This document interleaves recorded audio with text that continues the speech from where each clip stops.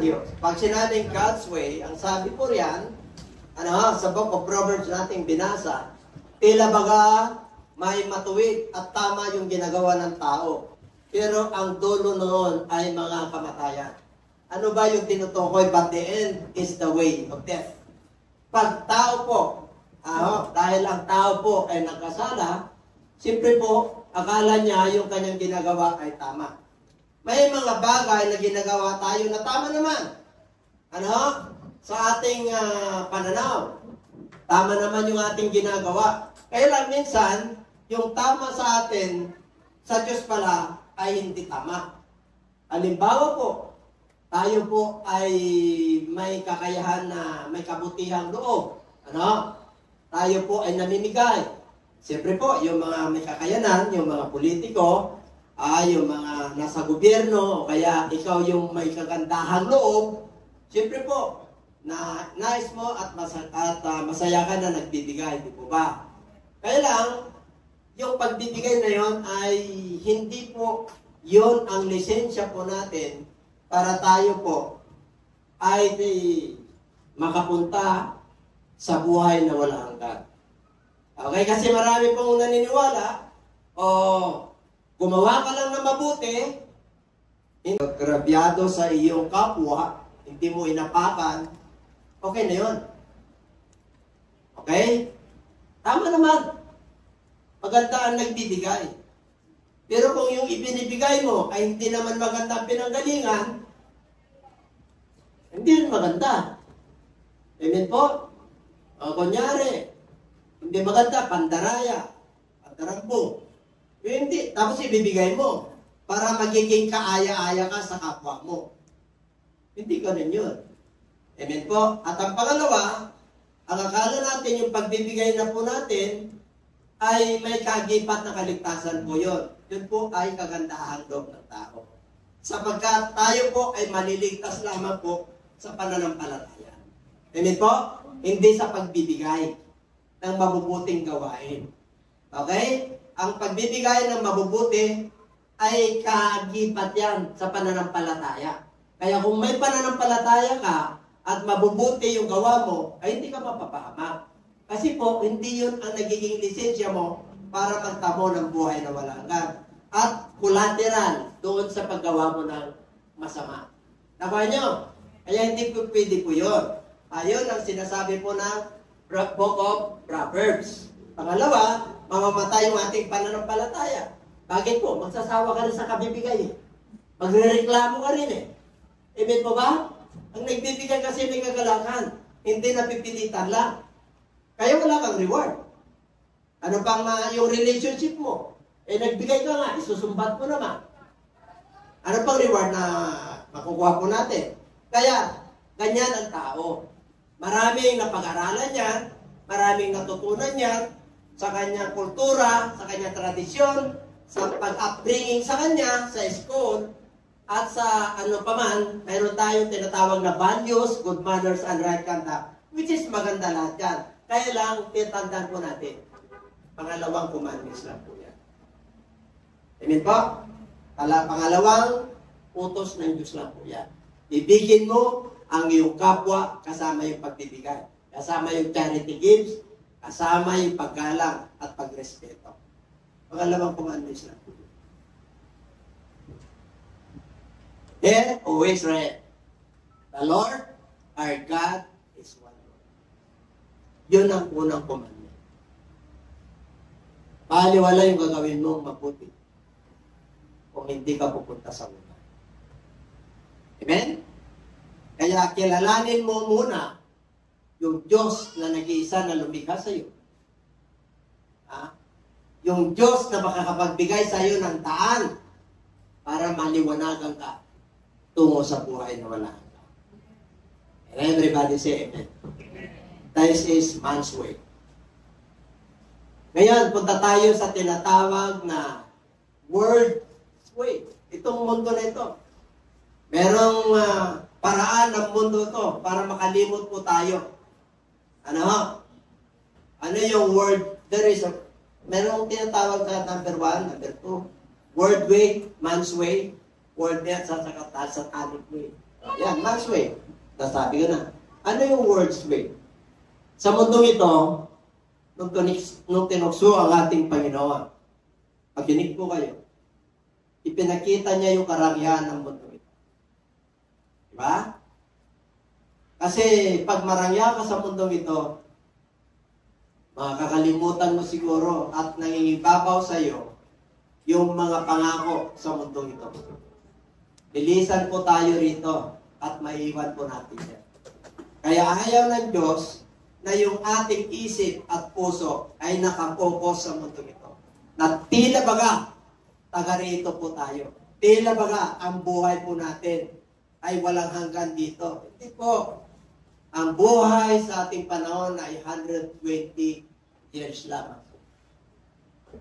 Kaya bigyan mo ng halaga at panahon yung buhay na walang hanggan, yung pananalig natin sa Diyos, upang sa magkaganon hindi po masayang yung hininga at pagkakataon na binigay sa atin ng buhay ng Diyos. Amen po? Kasi meron tayong extension.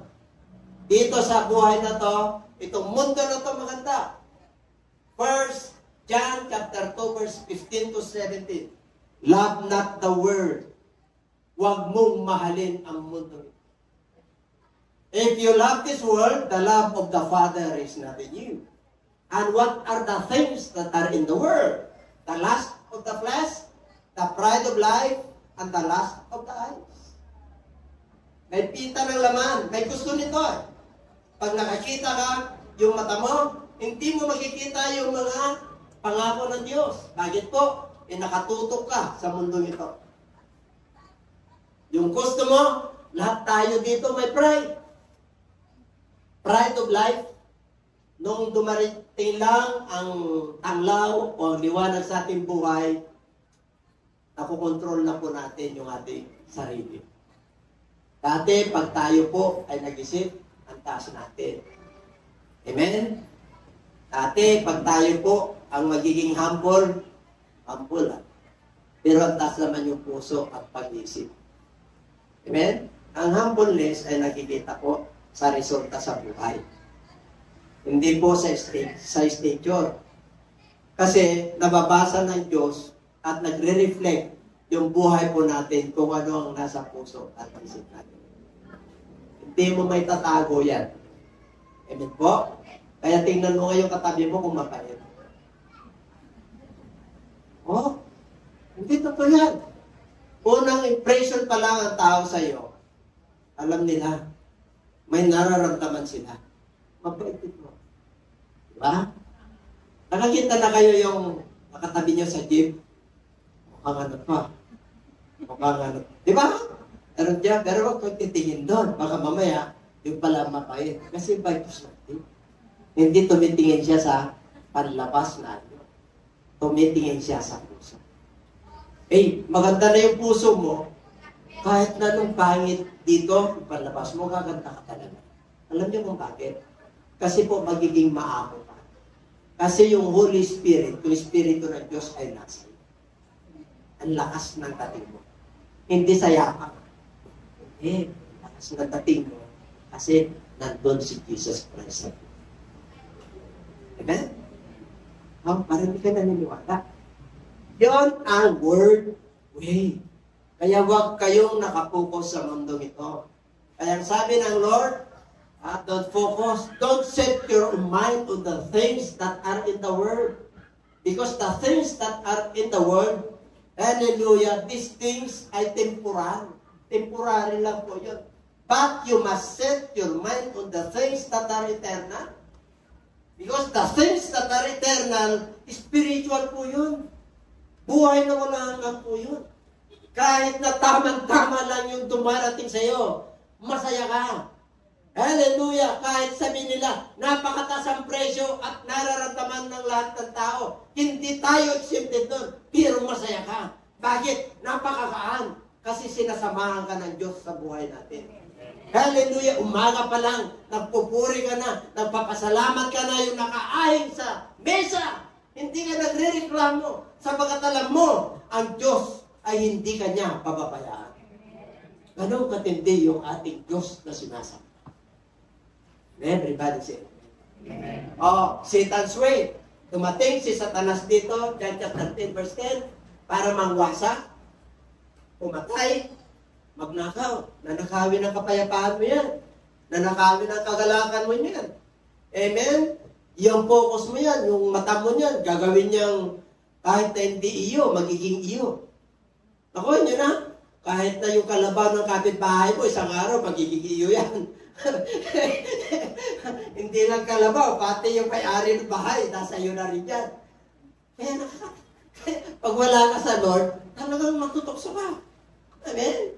Walang exempted sa atin ng tukso, ha? Wala. Kahit si Bishop, hindi exempted yan. Kaya lang, iba na yung ating mga pananaw sa buhay. Yung ating pagtingin sa mundo ito, wala na po yan. Nakikita po natin kahit ginagawa ka ng hindi maganda, nakangiti ka pa rin. Ha? Inuusig ka na? Accusations, false accusations, for your serving the Lord for the sake of serving God, okay lang. Pero kung ina-accuse ka naman na illegal yung ginagawa mo at pinapasinungalingan mo, okay lang din yun. Bakit? Meron namang batas ng tao. Di ba? Yan mo lang. Ito yung mama. Illegal ito. Huwag kang mag-alala. May batas ng tao. At pag siya po ay nakalusot sa batas ng tao, hindi siya lulusot sa batas ng Diyos. Kaya, mas maganda yung mabait ka. Sabihin mo siya katabi, mas maganda yung mabait. Oo. Mas maganda mabait. Bakit po? Nagre-reflect eh. Amen po. Maniwala na kayo. Salita ng Diyos po yun. Mas magandang mabait. Kahit nasalbahe sila sa iyo, hindi ka nila maunawaan eh. Kasi, bakit po? Nagliliwanag ka eh. Kahit na inasar ka na, nakangiti ka pa rin. Ang ganda na naman. Hindi man tayo perfect. Pero totoo po yun. Kasi po, meron tayong salita ng Diyos. Meron tayo turo at aral ng Diyos. At meron tayong takot sa Diyos. At may pagkalang tayo sa Diyos. Na kung tayo po ay nagkakamali at nagkakasala, tayo po ay nakukuntik. Yung iba, kahit anong kasalanan, paliwalas na.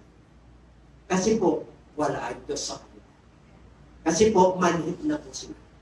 Kahit na gumawa sila ng masama, kasamaan, hallelujah, paliwala sa kanila. Pero sila po ay magbabayad. Sinabi naman ito. Ano man ang iyong tinayin, yun din ang iyong ani. Kung ikaw ay nagrabyado, siya ang gaganti. Sarap lang maging mabait. Ano? Pukutungan ka na, despite ka pa. Ano? Sinampal ka na rito. Isa mo dito. Ginawa mong litera. At sinampal ka, oops. Akita na ulit. Traso mo siya. Hindi, gwapo ka kasi.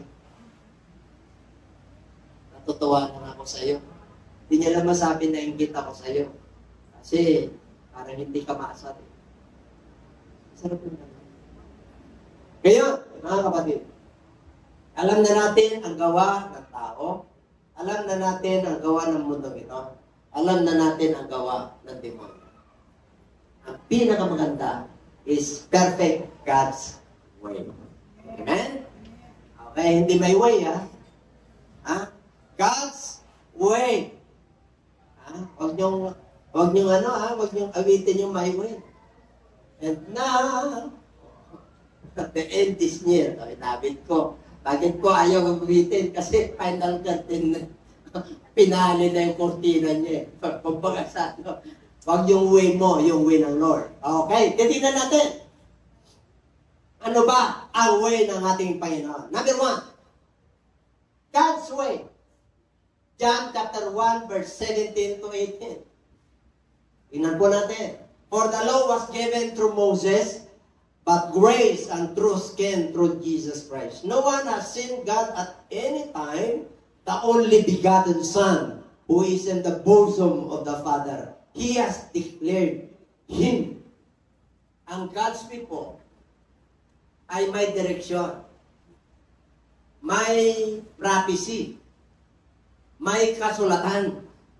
May sinabi ng Diyos at nakatala ng Diyos mula nung paglikha hanggang sa ating generation. Amen po? Yan ang God's way. Hindi ka mapapahamak. Hindi ka maliligaw. Kahit na may pinagdadaanan ka. Kahit na may nahihirapan ka, nagtitis ka, ayaw mo pa rin yung ayaw ng Diyos. Halimbawa, ikaw ay negosyante, kahit na mahal na bilihin, talagang natutokso ka na yung timbangan mo ay i-adjust mo. Yun. Amen? Kasi, nainggit ka sa katabi mo. Na-adjust yung ano niya kasi kumikita siya ng malaki. Anak ka ng Diyos, matuwid ka. Katwiran ng Diyos na hindi mantaya.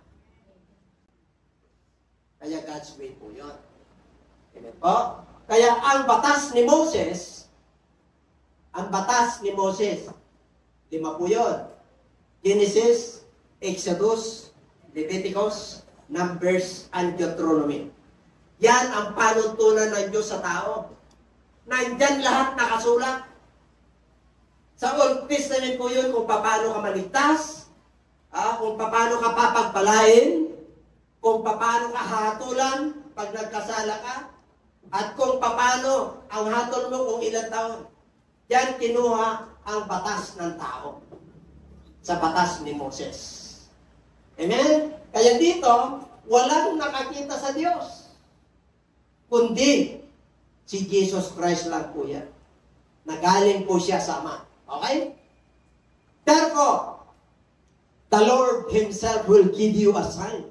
Behold, the virgin shall conceive and bear a son, and shall call his name Emmanuel. Sige pa.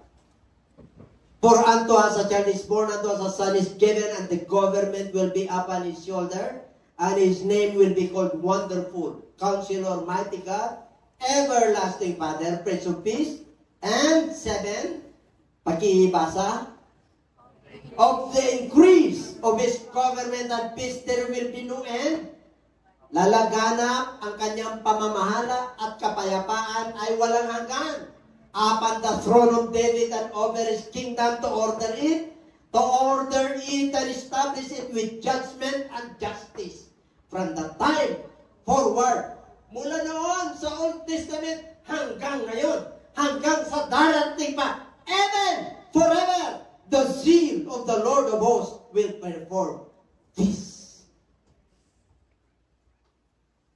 Pag ang Diyos ay nagsabi na pagpalain ka kung susunod ka sa aking mga alituntunin, kung susunod ka sa aking mga utos, kung susunod ka sa aking mga patakaran, papagpalain. Kasi ako ay Diyos. I am not the man that he should lie. I am God. And everybody say it. Pag pinayuan mo yung salita ng Diyos, kahit na dumarating ang unos at bagyo at problema, bagay sa kahirapan, karamdaman, emotional, problema sa asawa, problema sa pamilya, problema sa anak buhay, don't care. Because God cares for you. Casting out your burden upon Him.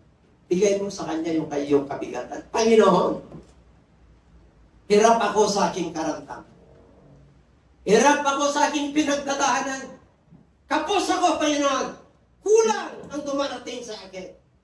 Panginoon Diyos, demonstrate your power. I worship you. I glorify you. I follow you, Lord, and obey you. Demonstrate your power. Amen? Para makamit ko yung righteousness na sinasabi mo. Para matamasa ko yung pagpapala na sinasabi mo sa example. Amen? Huwag kayong ma-discourage. Because the Bible tells us, Jesus Christ said, in this world, there is tribulation. But be of good cheer. The Lord Jesus Christ overcome the world. The world's way. Kaya nga, my God's way.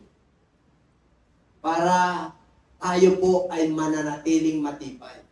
Upang sa magkaganon, ang ating mga pag-iisip po ay pag-iisip ni Kristo. Amen? We have the mind of Christ. We have the Word of God in our heart, in our mind. Meditate therein, day and night. Don't magnify your problem. Don't meditate your problem. Just meditate His Word. And I'll tell you, you will be delivered. Palalayain ka ng Diyos. Sa iyong pagkalugmok sa kasalanan sa bisyo, palalayain ka ng Diyos.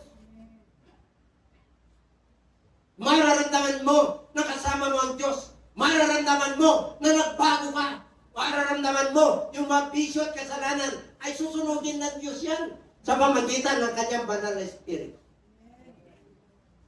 God's way is a perfect. God's way is a blessing. Tingnan niyo? Behold, the virgin shall be the child. And bear a son, and they shall call his name Emmanuel, which is translated, God with us. Number one, man's way, word, and Satan's way. Number two, God's way. Paano ginampanan ng Lord sapagkat ang Diyos ay Espiritu? God is a Spirit. Tingnan natin. Ang pagdating ni Jesus Christ dito ay may proof. Mayroong witness. Mayroong katunayan. Kasi yung iba po, hindi sila naniniwala kay Jesus Christ.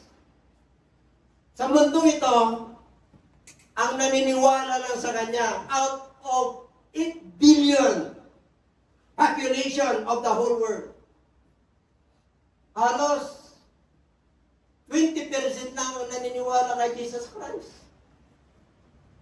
So, out of 8 billion is 16 billion. Ang marami po ay Muslim. Ang marami po ay Hindu. Ang marami po ay yung mga iba't ibang pananampalataya. Pero tayo po naniniwala kasama yung Catholic, kasama yung Baptist, born again, Iglesia, lahat na naniniwala kay Jesus Christ na dumating, ipinanganak, nagligtas, nagpatawad, magkakasama po tayo noon na Kristiyano. Kaya lang, ang Kristiyano, it's not only Christian in words, but you must also Christian in deeds or word or words. Hindi ka pwedeng magiging Kristiyano. Yes, maganda may Kristiyano. Kasi magiging isa lang asawa. Tama? Kasi yun yung turo ng Scripture, ng banal na kasulatan. Oh, bakit sila Solomon maraming asawa? Ihari sila. Amen? At noong panahon yon, kunti pa lang ang population. Kunti pa lang. Maluwag ang kapatagan, maluwag ang land area, kunti pa lang. Kaya ang hari, pwede siyang maglahi. Kaya lang, ang gusto ng Diyos, kalahi niya. Hudyo rin, ayaw niya ng paganismo. Ayaw niya ng outside Jerusalem. Kasi sila yung pinili niyang tao na banal. Kasi pag pupunta siya sa iba, alam ng Diyos na yung kanilang pananalig, pananampalataya, ay sasampa sila sa ibang Diyos. Kaya sabi niya, pwede kang mag-asawa, hari ka. Kaya lang, huwag kang mag-asawa ng mga dayuhan. Ilan lang yung asawa niya Udyo, di ba? Kadalasan, mga pagano ang asawa niya. Kaya, napakatalino si Solomon. Bakit po? Sipin niyo, ilang araw ang isang taon? 365 days. Ilan ang asawa ni Solomon? 1,000. Ilan ang kabit? 700. 300 ang mga prinsesa. Paano niya sabay-sabayin yun? 1,000 yun, divide mo sa, matalino kasi si Solomon. Amen? Kaya niyang i-manage yun. Pag ikaw ay ordinary na tao, magkaroon ka ng enlargement of the heart, siloso yung iba, makasarili yung isa. Si Solomon, Magaling yun. Amen po. Pati vitamina, kompleto nun. Anong inisip nyo? Ibig sabihin, magkakapatan dito. Kailang, ilan lang ang anak ni Solomon? Ilan? Pinanggot sa Bible, si Ribuwag lang, saka yung isa, Ribuwag. Hindi ko nagkakamali. Konti lang anak niya, 2, 4. Pero sa dami ng asawa niya. Amen? Bakit po? Alam ng Lord na pagka naglahi ng iba yun, maraming nalagana pang, alam niyo na, si Lord ang nakakala. Hindi na tayo pupunta kay Solomon. Ha? Kasi si Solomon ay nandito na. Dumating na si Jesus Christ. Amen po? At tayo po, yung kanyang bride. Tayo po, yung kanyang ikakasal. The church is the bride, and the groom is the Lord Jesus Christ. Yun mo? Ikakasal ka kay Jesus Christ. Ayun yun. Ha? Mapababae ka, mapalalaki ka, basta sumusunod ka, groom ka, ay bride ka. Dadaling ka sa buhay na wala hanggan. Kaya dito, huwag niyong isipin, si Jesus Christ na po to. Ito yung kanyang law. The law and the prophets, ito yung kaganapan. Do not think that I came to destroy the law or the prophets. I did not come to destroy but to fulfill. Naparito ako, hindi upang sirain. Ano yun? Yung Old Testament. The law of Moses. Mga propeta ng Diyos. Yung 66 books in the Bible. Yung Old Testament, 39. Hindi ko sisirain yan. For assuredly I say to you, that heaven and earth pass away. One jot or one tittle will by no means pass from the law. Till all is fulfilled. Naparito yung mga propeta. Naparito ako, sabi ni Jesus Christ nung nangangaral siya. Para ganapin ang kautusan. Tinitiyak ko sa inyo, maging ang langit ay lupa ay mawawala. Pero, di isa man dito, walang kudlit, or tuldok, walang mapabawas nito. From the Lord till all is fulfilled. Lahat ay ginampanan ng ating Panginoon. Kanyan tayo kamahal ng Diyos. Spiritual Diyos Walang nakakakilala sa Kanya. Pero because of the law, because of the prophet, that is the witness of Jesus Christ. Tingnan natin. Luke 16:16. The law and the prophets were until John. Since that time, the kingdom of God has been preached, and everyone is preaching into it. And it is easier for heaven and earth to pass away than for one tittle of the law to fade. Grabe ang Diyos. Mula noon, nung dumating si Jesus Christ, hanggang kay John lang. Sino si John? John the Beloved. Yung sumulat ng Book of Revelation. Yung sumulat ng John, 1 John, 2 John, 3 John. 5 ang kanyang sinulat. Yan si John the Beloved. Since that time, mula noon, ang kaharian ng Diyos ay pinangaral na yung good news. Ano yung good news? At ang bawat isa ay nagpupumilit na pumasok dito. Kaya wala na yung batas ni Moses. Amen po? Ang batas na ni Kristo ang nandito, tingnan natin. Kailangan, ang sabi ni Jesus Christ sa mga Pariseo, sa mga kanyang mga lagat, nangangaral po, maraming tao. Kailangan saliksikin nyo ang kasulatan, yung Bible. For in them, you think you have eternal life. And these are they which testify of me. Sa pamagitan ng kasulatan, pag sinaliksik nyo yan, pag binasa nyo yan, pag ni-research nyo yan, pag ni-read nyo yan, you will remember and you will reflect that those laws and the prophets testify on me. Sila ang nagpapatunay na ako ay galing sa langit. And everybody say, Amen. palakpakan natin. Okay? Number 4. God's way. Jesus is the way. Sa Old Testament, mga Hudyo lang po ang may way ng kaligtasan.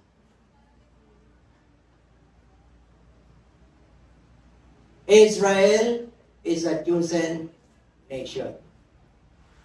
Abraham, Isaac, Jacob, pinalitan ng pangalan niyan, Israel. At ang nananalitan niyan, si David, naging hari po. At si Kristo po, humiram ng katawan kay Virgin Mary para ialay niya sa sangkatawan para sa kaligtasan ng lahat ng nilalang ng Diyos. Hindi na lang Hudyo ang kaligtasan, kundi kasama na tayo because of the death of Christ at the cross. Dahil sa kanyang pagkapanganak, Jesus ang kanyang pangalan.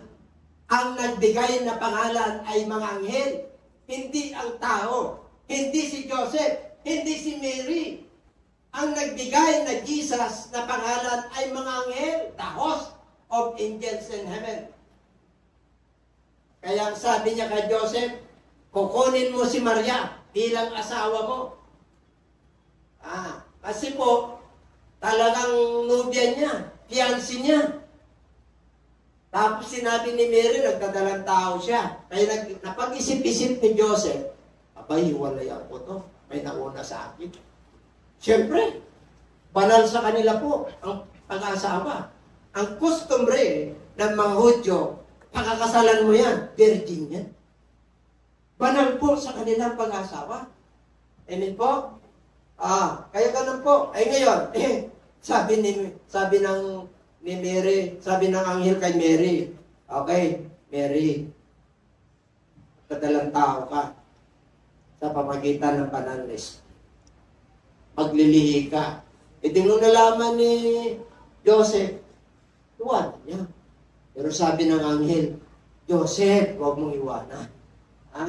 Yung kanyang dinadala ay sa pamagitan ng banal na espiritu. Alam nila yun. Ang lineage ni Joseph ay King David. Hari po yun.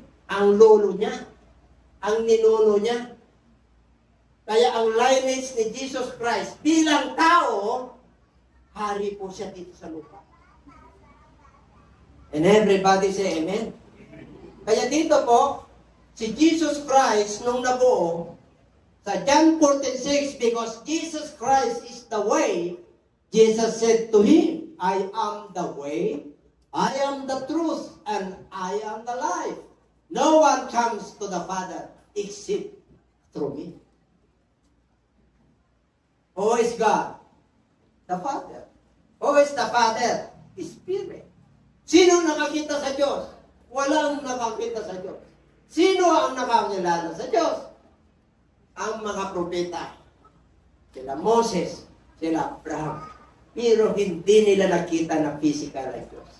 Ang nakakita lang sa likod ng Diyos ay si Moses. Dahil nalugod ang Diyos sa kanya. Amen po? Nagpakita siya kay Abraham, yung anghel. Nag-anyong anghel. Pero sabi po ng Bible, Diyos yun. Kasi pag ang Diyos ang nagpakita, mamamatay ang tao. Kaya, humiram si Jesus Christ ng katawan para ialay niya. Titingnan po natin kung bakit siya yung daan. Bakit siya yung katotohanan. At bakit siya yung buhay. At bakit siya lang ang nakakilala sa Ama. Gusto nyo malaman? Palapakan natin ang ating. Yes? Tingnan natin.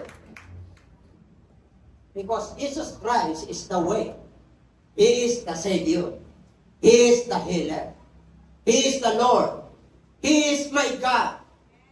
And He is the Spirit. He is the Lord God who seated at the throne in heaven. The name of our God is Jesus Christ. Tingnan natin. Behold, I sent a messenger He will prepare the way before me, and the Lord, whom you see, will suddenly come to his temple. Even the messenger of the covenant, in whom you delight. Behold, he is coming, says the Lord of hosts. Yung isang boses na nangangaral sa ilang, siya po si John the Baptist. Alam niyo po, pag ang hari ay dumarating, may advance party po yan. Amen po? Hindi po dumarating yan na wala siyang mga bodyguard. Wala. Mayroon siya. Si Jesus Christ ay hari ng mga hari. Tingnan natin. Sanyo, for this is he who was spoken by the prophet Isaiah. Yung binasa natin. Si Malakay. Mayroon pa kay Isaiah yan. Seeing the voice of one crying in the wilderness. Ano yung boses na sumisigaw? Prepare the way of the Lord. Ihanda yung lakaran o daanan ng Panginoon. Make his path straight. Itong mga crooked, itong mga likong parisiyo, itong mga tagapangaral, itong mga relihiyosong tao, kailangan maging matuwid yan. Bago darating si Kristo, may matatiman naman mensahe po yan. Okay? Ang nagngaral niyan ay si John the Baptist. Nung nangangaral si John the Baptist, tinanong siya ng sundalo, "Sundalo ako, ano yung gagawin ko?" Huwag kang magmalabis sa iyong authority. Huwag kang magmalabis sa iyong katungkulan. Ang ibig sabihin, pag ikaw ay authority, ikaw ay military, kaya mong gawin ang gusto mong gawin. Amen po? Huwag kang tatanggap ng suhol. Yan. Ang mga parisiyo, mga Sadduceo, nagpabaptize po sila. Bakit po? He is preparing the way of the Lord Jesus Christ. Para pagdating niya po, nahawi na yung mga crooked, yung mga liko. Nataniman na ang salita ng Diyos. Nataniman na ang mensahe ng Diyos. Upang sa kanyang pangangaral, mayroon nang nauna. Si John the Baptist. And everybody say amen. Kasi hari yung darating. Okay? Why Jesus Christ went? The next day, John saw Jesus coming toward him and said, "Behold, the Lamb of God who takes away the sin of the world." Sinabi ni John, "I must decrease and he must increase. He that cometh before me or after me, I baptize you with water, but he who cometh after me, even his sandal I am not worthy to carry on." Hindi ako karapat-dapat na magdala ng kanyang sandalyas. Siya ang magbabautismo sa inyo ng banal na Espiritu at apoy. Ako babautismohan ko kayo ng tubig na sa pamagitan ng pagsisisi. Pero siya ang darating, siya magbabautismo sa inyo ng banal na Espiritu at apoy. Kaya nung dumating si Jesus Christ, "Behold, the Lamb of God, bautismohan mo ako dyan." Sabi ni John, "Ako ang babautismo." Ano sabi ni Lord? Sundin natin ang katwiran ng Diyos kasi ito yung nararapat. Ang Panginoong Hesus ay nagpabautismo, walang kasalanan. Bakit po? Para maging halimbawa siya sa lahat ng tao.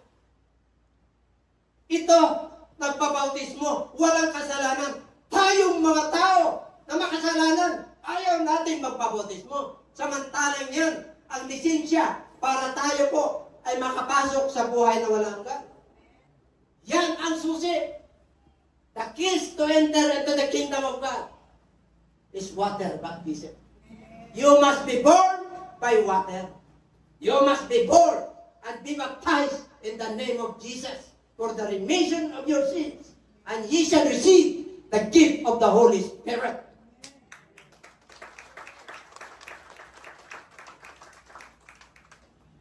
Pangako ng Bisyan. Kaya nung nangangaral si John the Baptist, nandun na ang pangangaral, the kingdom of heaven. Nandun niya yung good news. Nung dumating si Jesus Christ nung nangaral, anong ginawa niya? "Okay, Peter, follow me, and I will make you a fishers of men." Si Peter, busy nangingisda.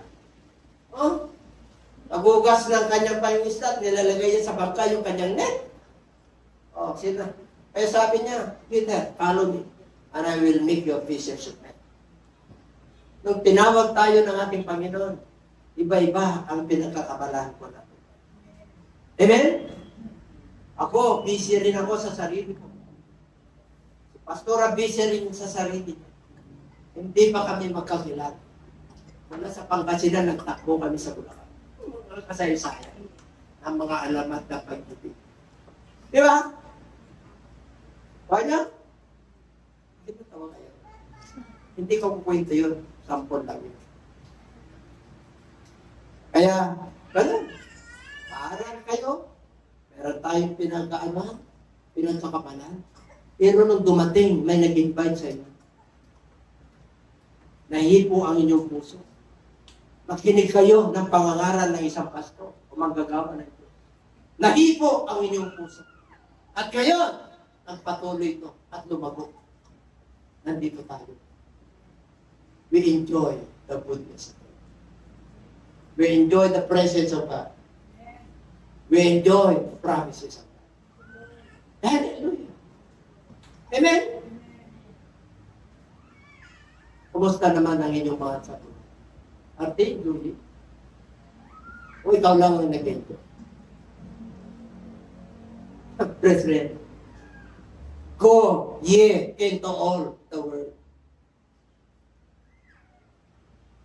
Umayo kayo, pinili kita, ginawa kitang alagad, naging mananampalataya ka, umayo. Mayroon kang kaibigan, mayroon kang kamag-anak, mayroon kang magulang. Marami kang circle sa mundong ito, puntahan mo sila. At bahaginan mo sila ng magandang balita.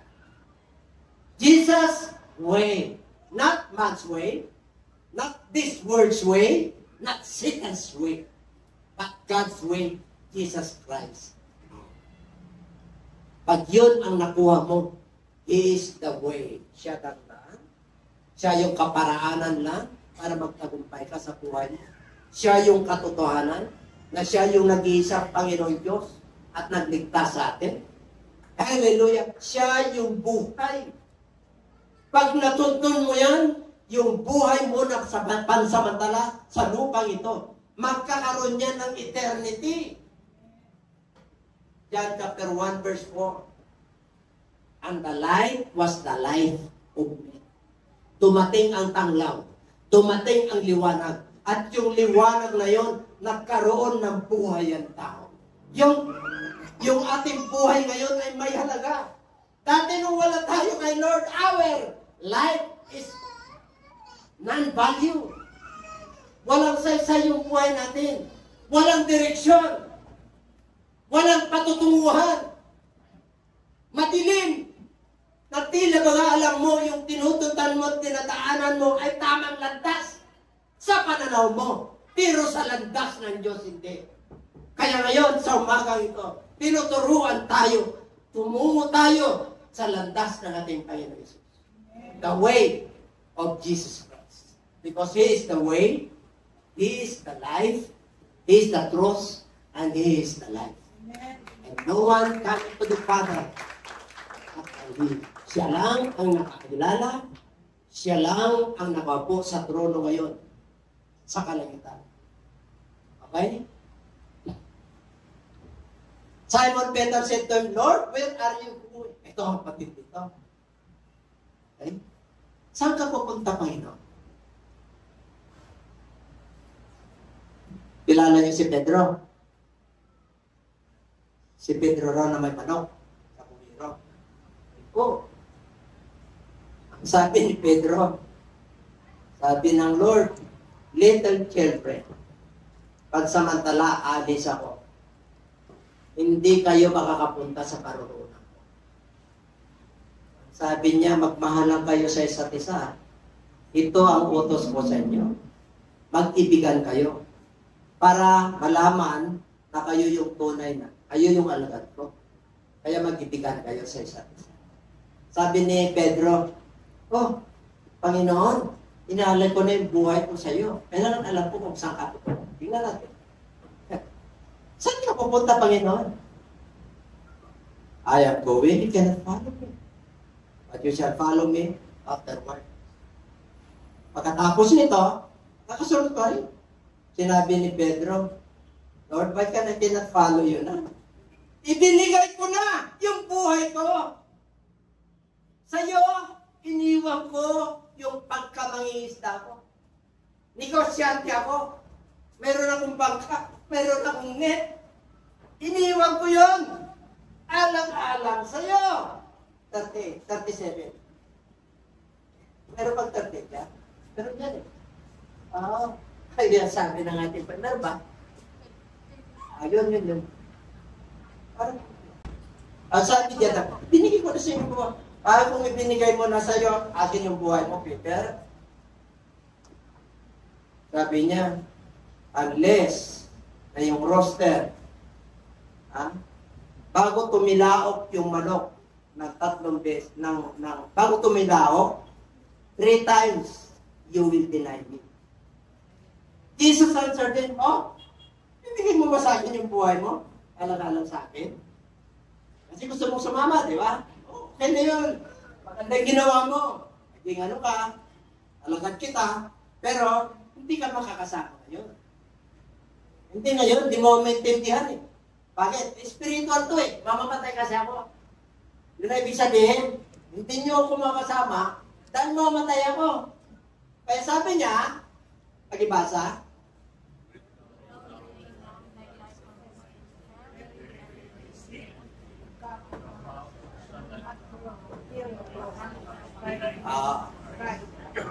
binigyan mo na kayong buhay mo sa akin.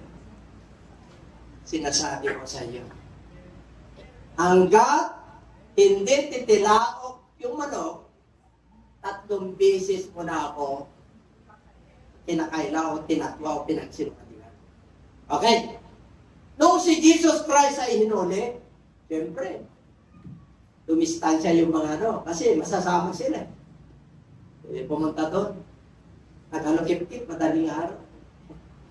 Bakit? Siyempre, nagsisika sila. Kailangan nila na pagpainit. Isa ka sa mga nagat. Kilala siya. Sa pagsasalita mo, so, isa ka talaga sa mga nagat.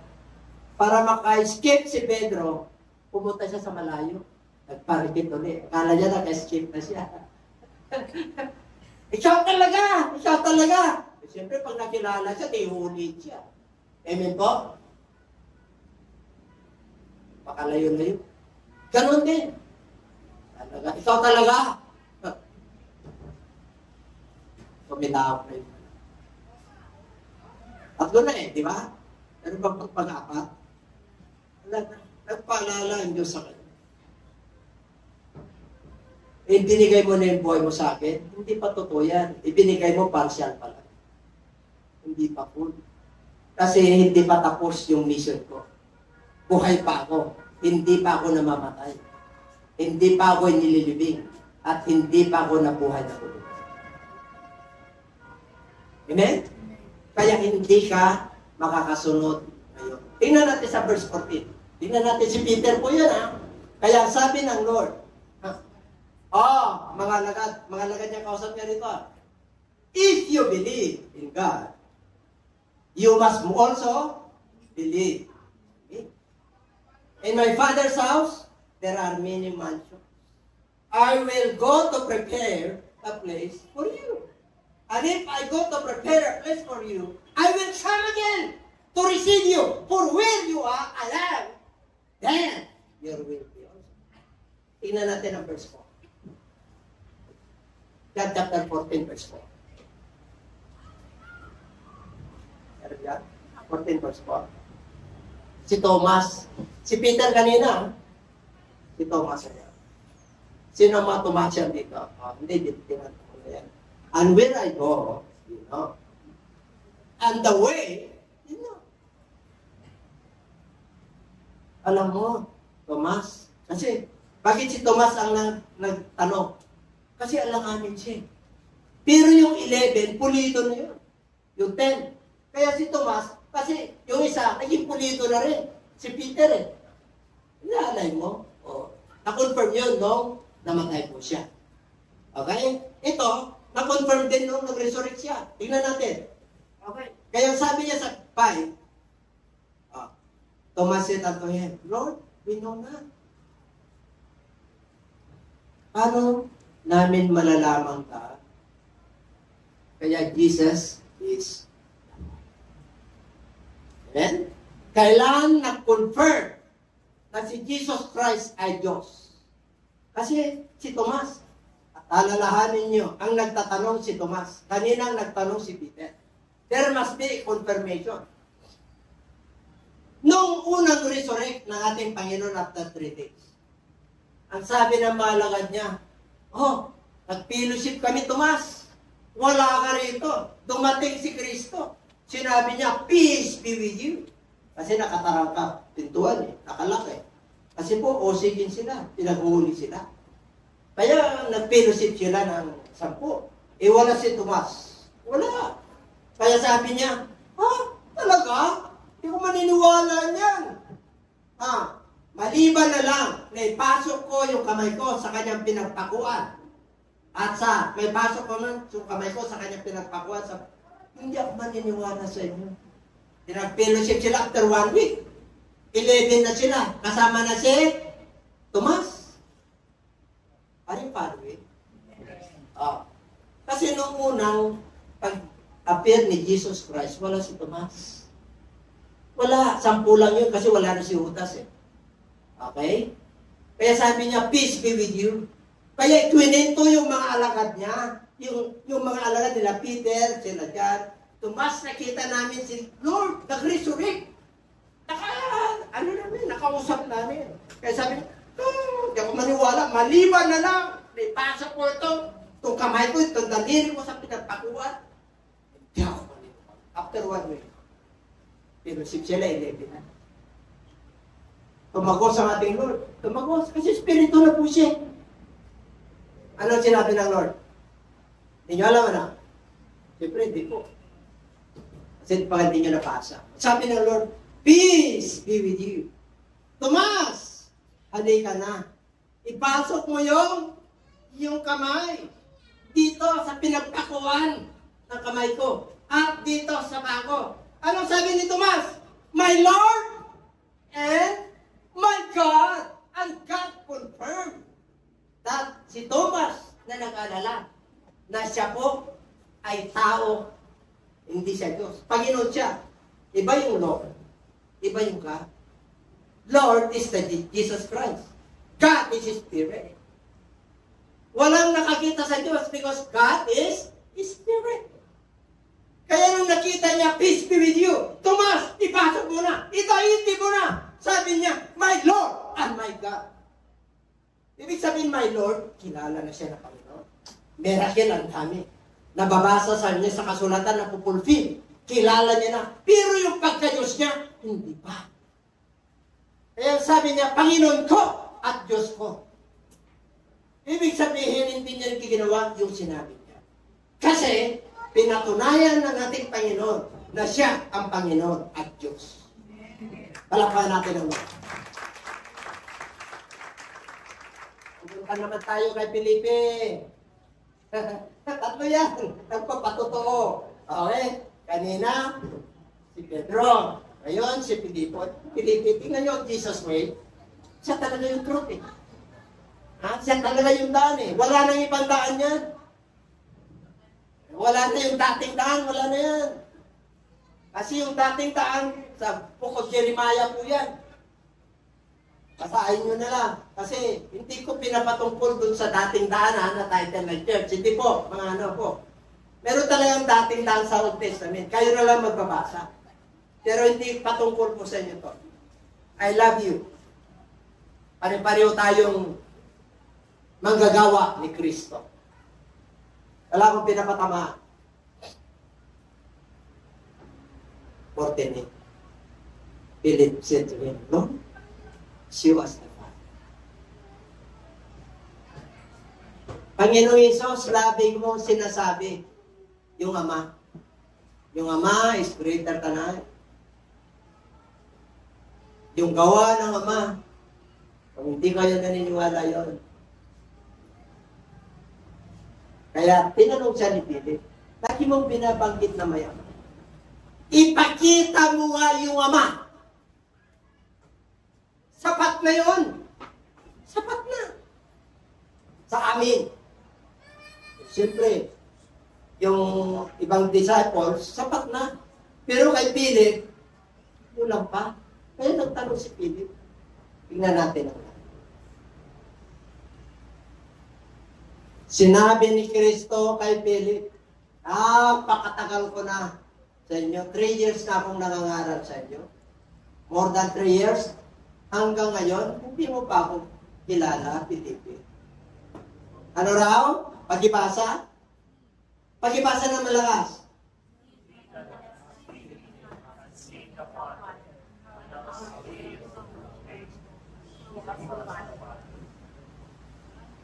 Philip, at tagal ko na sa'yo. Kaya hindi mo pa ako kilala. Yung mga ibang alagad, kilala na ako. Para kami yun eh. Kukonfirm lang. Sabi ni Jesus Christ, yung nakakita sa akin, nakakita sa Ama. Pag isasabihin mo na, pagkita mo yung Ama. Sunod! Believis, maniwala ka, manalig ka, na ako ay nasa Ama at ang Ama ay nasa akin. Ang mga salita na aking sinasalita, hindi ko sinasalita ito sa sarili ko.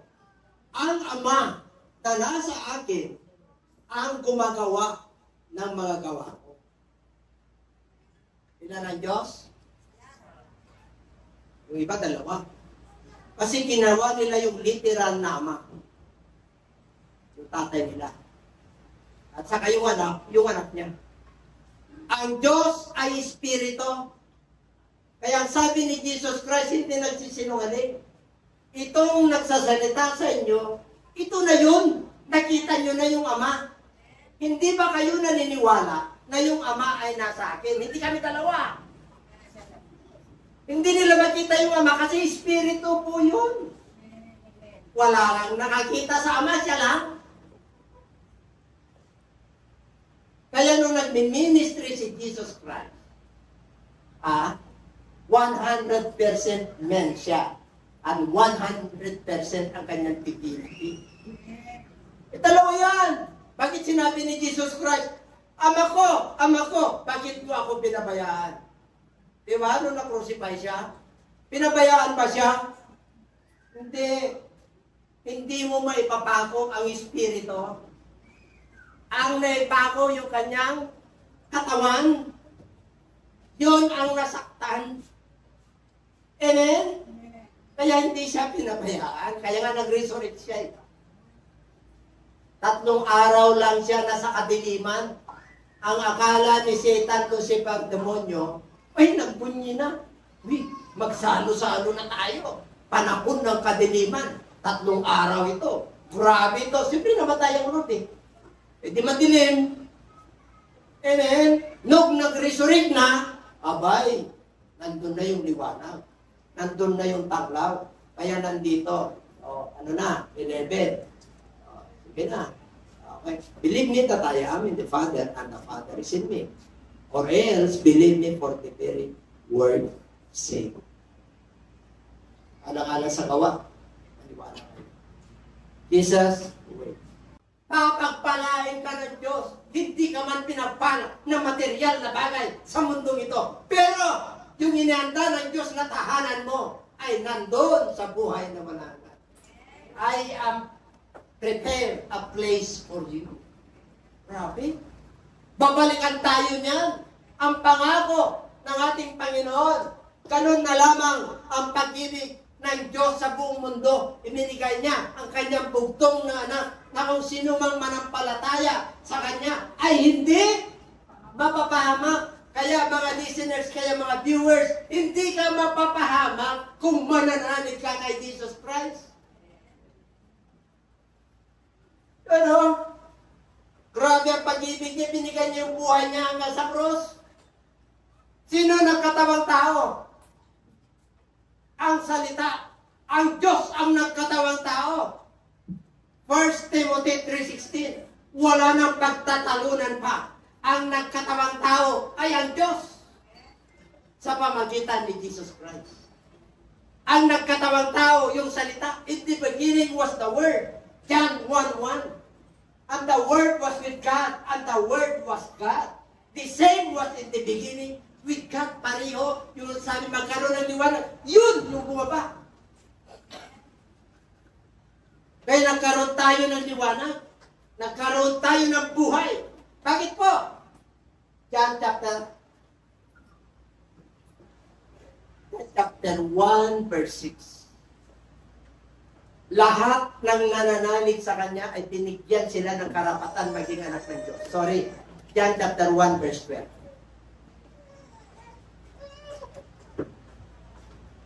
Pero mo, pag nananalig ka sa Kanya, binigyan ka ng Diyos ng karapatan ng bigyan. Pag hindi ka nananalig, mapapahamak ka, kapatid. Kaya mula ngayon, narinig mo itong mensahe na ito. Manalig ka. Para hindi ka mapapahamak.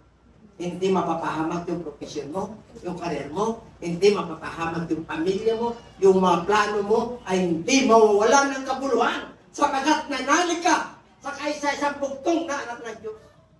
Nanalig ka sa nagsakripisyo at ibinigay niya ang kanyang buhay para sa kaligtasan ng buong sangkatawan. Manalig ka sa Kanya dahil pinatawad ka. Minahal ka niya kahit na hindi ka karapat-dapat mahalin. Ganon tayo kamahal ng Diyos. But as many receive Him, to them give Him power to become sons of God, to them that believe. Naniniwala tayo sa pangalan ng Panginoon. Amen. Verse 14, 13 and 14. Tingnan nyo, 13 and 14. Which were born, tayo raw pinanganak, hindi sa pamagitan ng magulang natin, nila. Hindi sa pamagitan ng kalooban ng laman, nor of the will of man, but the will of God. Because we are in Jesus' way. Jesus Christ's way. Because He is the truth, and He is the life, and He is our path. 14. And the Word was made flesh and dwelt among us. Sino raw yung nakatawang tao? Yung salita. Yung nagsalita. It dwells among us. Dumating sa atin. At kita natin ang kalwalatian. Kalwalatian ng kaisa-isang Ama. Punong-puno ng biyaya at punong-puno ng katotohanan. Kaya hindi ka mapapahamak. Conclusion, John chapter 10 verse 10. Dumating si Jesus Christ dito para bigyan ka ng buhay. Nakasiya-siya. Ang demonyo, pumunta rito para magwasak, pumatay at Jesus' way, God will bless you. Abundantly. God will give you the peace because He is the Prince of Peace. God will heal you because He is the Jehovah Rapha. God will give you peace because He is the Prince of Peace. Hallelujah. God will bless you because He owns everything. Psalms 24, the earth is the Lord and the fullness thereof. Sa Kanya lahat yan. Lahat ng nandirito Kanya, dumating tayo, hubot-hubad. Babalik tayo, hubot-hubad. Pero kung tayo po ay manalig sa Kanya, hindi tayo babalik na hubot-hubad. Tayo po ay tatamitan ng white garments, walang batik, nakatulog lang po tayo sa paradise. Isang pagkakataon na binigay sa atin at privilege na binigay sa atin na makapaglingkod sa Diyos. We must serve the Lord with gladness. Don't serve the Lord with partiality. We must serve the Lord completely. Loving the Lord with all your heart, with all your soul, with all your strength, and with all your mind. All means undivided. Hindi po divided po yan. You can just imagine if you are Christian to wife. You have divided heart. You love the other, and you love the other also. The meaning of order is undivided. You must love the Lord your God with all. Your attention is to God. Your strength, lahat ng puhos mo, strength mo, pagdating sa Diyos, the best, bigay mo sa Kanya. Yung pag-isip mo, bigay mo sa Kanya. Kung kanunuwa mo, bigay mo sa Kanya. That is the greatest and foremost commandment. Hallelujah. Praise the Lord. Purihin ang Diyos, that is God's way. Jesus Christ. Ay pala ka ito. Hallelujah. Are you blessed? Sarap. Proverbs 16:25.